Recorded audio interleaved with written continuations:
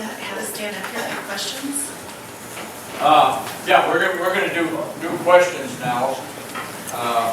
And Chad, will you keep the timing on the question?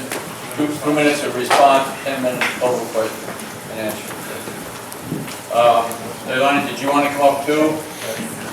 Did you come up at that mic?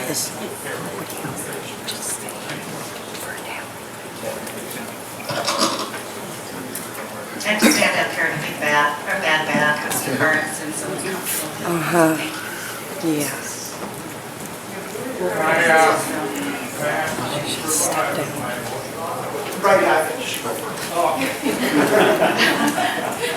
Again, Richard King, Precinct 1. I live right down the road by Holmstadt Kaye. You know, when I was in line to see... Excuse me a second. Leilani, if you could give him the mic and you use that one there. You know, when I was in line this evening, Lynn asked a question to one of the other people that were in line. And I was thinking, why did she ask that question? And I'd like to know what her answer to the question is in her mind. And the question, you asked him, what does he think about the mosque going in Afton? And I'd like to know what your opinion is. You know, that's a great question. And everywhere I've been for the last couple of weeks since it was announced, I've been asked that in Edina, all over the place, at the Washington County, or the Washington Republican Club, everywhere, everybody is asking this. I did talk to the mayor about that. I've known the mayor for 7 years plus. He was actually my attorney when I left my former Wall Street firm. He's a great guy. We have differences of opinions. I will tell you that from a legal standpoint, the mosque has to go in. It was voted unanimously by the city, by the council, by the mayor, so we need to support that. I'm a Christian, so from that standpoint, I always believe we have to support our leaders. From a Christian standpoint, I have a different viewpoint. I have been in Bible Study Fellowship International for 7 years. I was basically raised by some wonderful parents who were good, quite Christian people. My grandfather, my great-grandfather, my great-uncle were all ministers. And so, from a Christian perspective, I feel that Islam is a political statement. And one thing that I have to say is that I believe that there is freedom for religion, and that with that freedom of religion, they talk about separation of state, church and state. And what that really means is that we're so blessed to live in America, because in America, we have a choice. We can be a Catholic, a Lutheran, a Baptist, a Mormon. We can be whatever we want to be. I believe that this country is one nation under God. And I do believe that my God is special to me. And that God is the same God that represents Baptists and Lutherans. And so we can all agree on that God. What I am concerned about in Islam is that they do not treat women well. They kill people if they are not agreeing with their situation. So Christians are killed. Okay. Leilani, would you go up to the podium too? That way you're both.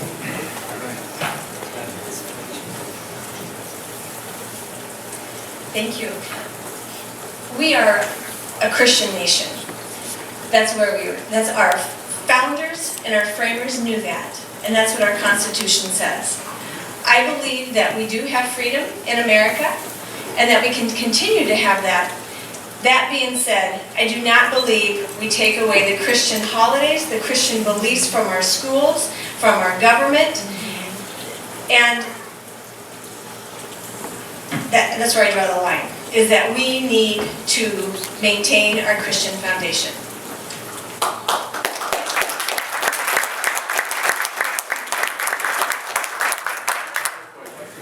We asked questions to both candidates, have they addressed that same question? I think so. Yes. I think, would you all like both candidates? Yeah. Okay. Is there another question? Yes, sir. Yeah, I got a question. Dave Roller, Newport, United States Marine Corps. I signed up in '79 when our embassy was taken hostage, my senior year. Ever since the last 3 years, I'm going backwards every year. $60 a month. 2 years ago, $75 a month. This year, I'm going back each month. How can I keep sustaining myself? Who's gonna stop all this tax increase? And like she said about the school, Dave's #1 priority is give school money. Well, they just passed a $96 million referendum. And, you know, that affects people that rent. And I'm really sick of this crap. Give free insurance to people that are doing nothing in life or did nothing. And there I served in the Marine Corps, you know, when our embassy was taken hostage. And I just get a kick in the rear, is how I feel it. I'm not going ahead, I'm going backwards. I've asked Washington County for help, you know? Yeah, you know, the thing about it is, you know, I understand where you're coming from. My father was in World War II, he was in the Korean War, came back paralyzed. My father-in-law, he was in World War II, got shot several times, flew many, many missions over Japan, was just awarded the Distinguished Flying Cross after his death, actually, which I think is kind of sad, but yeah, so veterans really have a place in my heart. But you're absolutely right. We need to get Dayton out of office. We need to get, actually, this is a swing district. We need a Republican here. We need everybody to work to get to a Republican here. You know, I look at Dayton and back to healthcare. He sent over $600 million over to one of our favorite clinics, but yet not everybody can go to that clinic. So we need to be looking at cutting things. We need to make sure that government is running efficiently. We need to be fiscally responsible. We just got to start cutting. And I just don't think that it's fair to our veterans because they're our top priority. The only way we're going to have a stronger military again is if people understand that our guys get taken care of when they get back. And at this point, Obama's just taken away our top people in our military and he's chopped it to pieces. And I was talking to one of my clients. Her husband is supposed to be retiring here in a couple of years. He's been with the National Guard. And he said, we haven't had a raise in years. He said, and before, at least with Bush, we knew what was going on. We knew we had support. He said, we don't have any support. It's awful. It's an awful mess. It's an awful mess. But I'm here for you, and I'm going to work for you. And I want to make sure you understand that because there are a lot of people that are in the same place. You know, we bailed out Wall Street. I worked for a Wall Street firm. I left the Wall Street firm because I was so fed up. We should not be bailing out Wall Street. We should not be bailing out Puerto Rico. We should not be sending money to institutions that have been historically private and just catering to the rich. Okay? Go ahead. Just to let you know, I'm disabled too. I've had 28 surgeries since '97. So every day is a battle for me. And to keep going backwards, it's just heartbreaking to see this country that I would have fought for go backwards. Well, I think we've gone backwards. You know, somebody wants to... Thank you for your service. And I know we have other veterans and active duty personnel here. And thank you. You sacrifice for our country outside, and you're here to sacrifice your time too. And that's admirable, and thank you for that. Minnesota, each state in the nation handles veterans benefits a little bit differently. Some states don't. You don't have to pay property taxes. You don't have to pay taxes on your benefits that you get in. Minnesota, you do. And I would like to make that change. I'd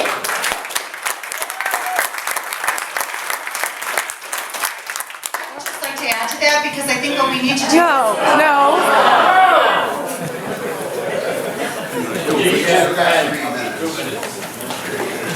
Another question.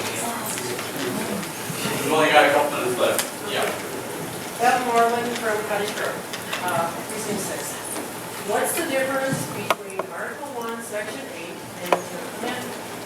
Well, I think Leilani should answer that.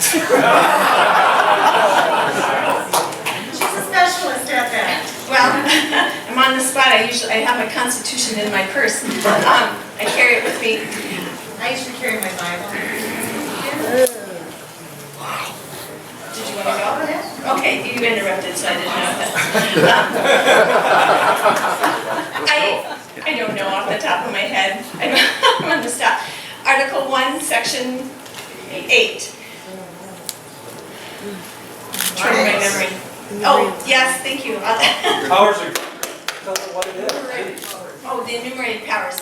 Is that bills can come up and be voted on, and that can happen at any point in time.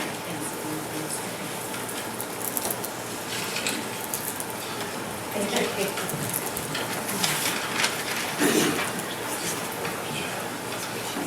I'm using up my 2 minutes here. So, sorry. It's a good question and I'm on the spot. Sorry, I failed that question, but I'm sorry. Can I answer it for him? Please. Please. Article 1, Section 8 lists what the federal government can do at the federal level. Article 10 is where, if it's not listed there, it has to go back to states, which is healthcare, which is, Education. yes. So Yes. education should not be at the federal level. Right. Either It should the be back to the states and healthcare also. It's not, Yes. yes. Thank you.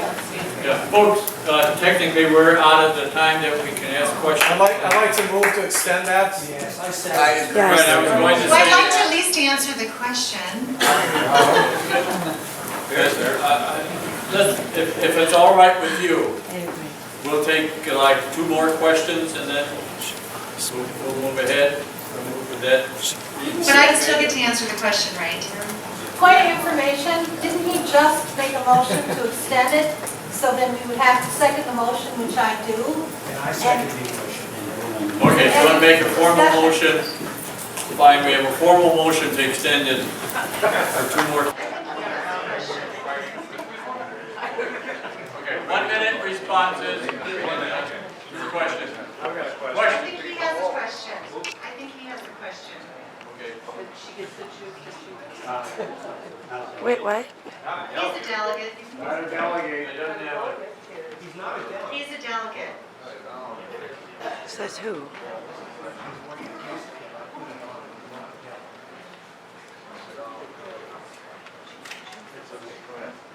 I want the question. I want Let's the start a question. question here. I got a question. Yes.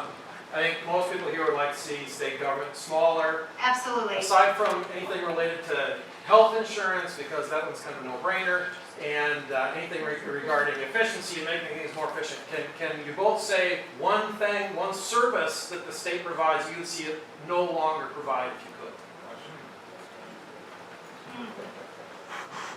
Well, I'll tell you one area that I think we're sorely lacking in, and that's mental health services and services for the disabled. So that would be my answer. I was on Human Services Board for 12 years, which is now Canvas Health. And so I've done a lot of research in this. I was also on Accessibilities Board for 6 years, working with mentally and physically disabled people. And they sorely do need money, and they really do need your help. So that is one of the key areas that I'm focusing on, is to get help to people that really, really need it and can't get it for themselves. To address her issue, my background is I'm a psychiatric case manager for Ramsey County. I can tell you that there are enough services out there for people, there's enough money being spent, and there's enough help. Lynn, you gotta move away from her, okay? One of the things that I think that we should do as far as the state and government is our education. We are turning our schools into human service agencies. We're providing meals on the weekends, meals in the summer, and we already have a food program for families. These families are double dipping, and that alone would help make things smaller.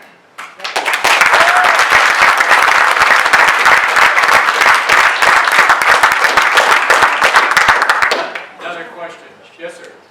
Darrell Cannon, Newport Precinct. The question I have for both of you is this. Do you agree that the state should appoint a special person to go through the welfare rolls of this state and find out those people who are currently cheating the system and taking our money and should themselves be taken off and also pay fines and if necessary, jail time.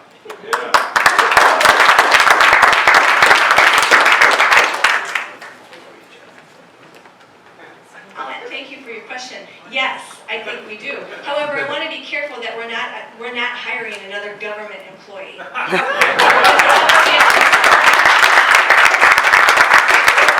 The county needs to check up on them. But I will tell you also that it's my belief that the system has created these people. They know how to work the system. They know how to get what they want. And that needs to stop and change. I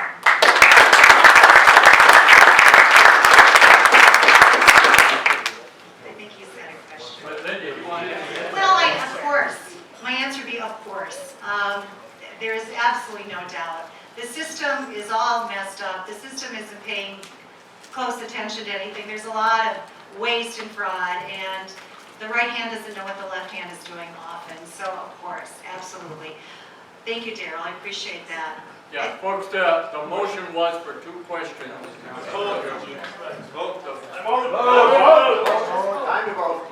I move the vote. Second. He had asked questions before.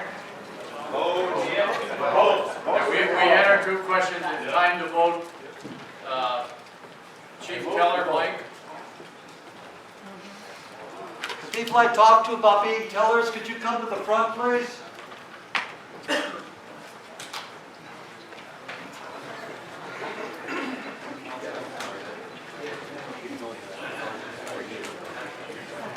My name is Mike Qualley. We have 77 ballots that should be cast. What we're going to do is we're kind of like communion. We're going to have people line up in the middle here to get a ballot. So, when we run out of ballots, you need to have a green or red. Well, what's a green or red on the All right, so you need to have a green or a red in order to receive a ballot. At that point then, I will be taking down the line, I'll pass around, put it inside the envelope, I am holding. Then we will go out front and we will count. Thank you.